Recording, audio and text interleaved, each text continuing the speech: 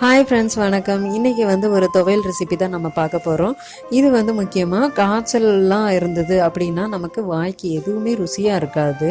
அந்த சமயத்தில் நீங்கள் பாசிப்பயிர் கஞ்சியோ இல்லை வெறுங்கஞ்சியோ எது போட்டாலுமே நீங்கள் இந்த துவையல் வச்சு சாப்பிட்டிங்கன்னா உங்களுக்கு வாய்க்கு ருசியாகவும் இருக்கும், வயிறு நிறைஞ்ச மாதிரியும் இருக்கும்.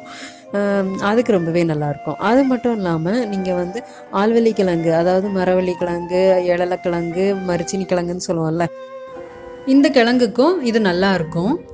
அது மட்டும் இல்லாமல் இட்லி தோசைக்கு கூட நல்லா தான் இருக்கும். அப்புறம் இந்த சேனலை நீங்கள் இது வரைக்கும் நீங்கள் சப்ஸ்கிரைப் பண்ணால் வந்தீங்கன்னா ப்ளீஸ் சப்ஸ்கிரைப் பண்ணுங்கள். இந்த ரெசிபியை நீங்களும் உங்கள் வீட்டில் செஞ்சு பாருங்கள். செஞ்சு பார்த்துட்டு இதில் நீங்கள் கமெண்டில் சொல்லுங்கள் எப்படி இருந்துச்சுன்னு. இப்போது இதுக்கு தேவையான பொருட்களெல்லாம் நீங்கள் நோட் பண்ணிக்கோங்க. இப்போ நம்ம வீடியோக்குள்ளே போகலாம்.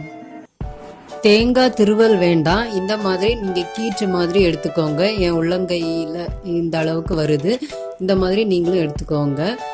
இதையும் நம்ம சுடணும். அதே மாதிரி சின்ன வெங்காயம் ஒரு 7-8 எண்ணம் எடுத்துக்கோங்க. அப்புறம் காஞ்ச மிளகாய் இந்த சைஸ்னா ஒரு 4 போதும். எனக்கு ரொம்ப குட்டி குட்டியாக இருக்குதுனால நான் கொஞ்சம் கூடையே வச்சுருக்கேன். உங்கள் காரத்துக்கு ஏற்ற மாதிரி நீங்கள் மாற்றிக்கோங்க. அப்புறம் புளி ஒரு சின்ன ஒரு நெல்லிக்காய் சைஸுக்கு நமக்கு போதும். இது இவ்வளத்தையுமே நம்ம சுட்டி எடுக்கணும். இப்போ நான் கேஸ் ஸ்டவ்ல தான் நான் சுட போறேன். உங்களுக்கு விறகடுப்பு இருந்துச்சு அப்படின்னா அதுல சுட்டிங்கன்னா ரொம்பவே டேஸ்டியா இருக்கும். ஸ்டவ்ல இந்த மாதிரி ஒரு தவா வச்சுக்கோங்க. அதாவது இது இந்த ரொட்டி எல்லாம் செய்வோம்ல, நம்ம எண்ணெய் எல்லாம் ஊத்தாம அதுக்குள்ளது தான் இது. இதுல இது இருந்துச்சுன்னா இது பண்ணுங்க, அல்லாட்டி இன்னொரு மெத்தட் நான் சொல்றேன். இது நம்ம காஞ்ச மிளகாய் எல்லாத்தையும் இதுல ஃபர்ஸ்ட் நீங்க போட்டு லைட்டா இந்த மாதிரி இந்த கலர்ல வந்த உடனே எடுத்துருங்க. இது நம்ம ஒரு பாத்திரத்துக்கு மாத்தி எடுத்துடலாம். இப்போ புளியும் கொஞ்சம் சின்ன வெங்காயத்தையும் இதில் போட்டு நல்லா வாட்டி எடுத்துடுறேன், சுட்டு எடுத்துடுறேன். அப்புறம் உங்களுக்கு நேரடியாக ஃப்ளேமில் நம்ம எப்படி பண்ணுறது அப்படின்னா, இந்த மாதிரி உங்களுக்கு முறுக்கு எடுக்கிற குச்சியெல்லாம் இருக்கும்ல, அந்த ஸ்டீலில் அல்லாட்டி இரும்பில், அதில் இதை கோர்த்து வச்சுக்கோங்க. இந்த வெங்காயத்தை எல்லாத்தையுமே கோர்த்து வச்சுட்டு நம்ம கொஞ்சம் ஹை ஃப்ளேமில் காட்டணும். இப்போ இது எனக்கு நல்லா சுட்டாச்சு, அதை எடுத்துடலாம். இப்போ ஸ்டவ்வை கொஞ்சம் கூட்டி வச்சுக்கோங்க. இதை இதே மாதிரி காட்டிக்கோங்க. நல்லா கொஞ்சம் பிளாக் கலரில் வரும். அந்த சமயத்தில் நம்ம தனியாக எடுத்துடலாம்.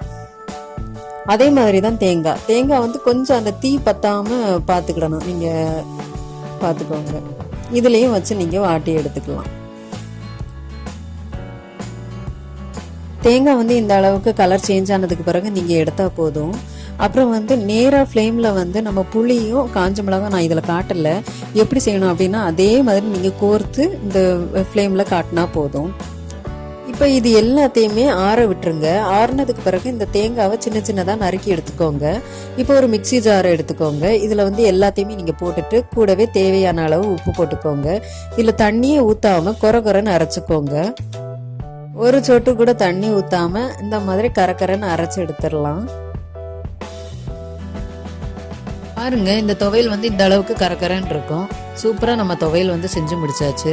இப்போ இது தாளிக்கணும்லாம் அவசியம் இல்லை. நான் இது வரைக்கும் இந்த துவையலை தாளிச்சதெல்லாம் கிடையாது. இப்போ காய்ச்சலுக்குலாம் நம்ம ஆயிலெலாம் நம்ம யூஸ் பண்ண மாட்டோம். அது ஹெவியானதுன்னு சொல்லிட்டு ஜீர்ணிக்க கஷ்டம்னு சொல்லிட்டு நம்ம ஆயில் யூஸ் பண்ண மாட்டோம். அதனால இப்படி சாப்பிட்றது தான் ரொம்பவே நல்லது. நீங்களும் உங்கள் வீட்டில் செஞ்சு பார்த்துட்டு எனக்கு கமெண்ட்ல சொல்லுங்கள். அடுத்த வீடியோவில் நம்ம பார்ப்போம். பாய்.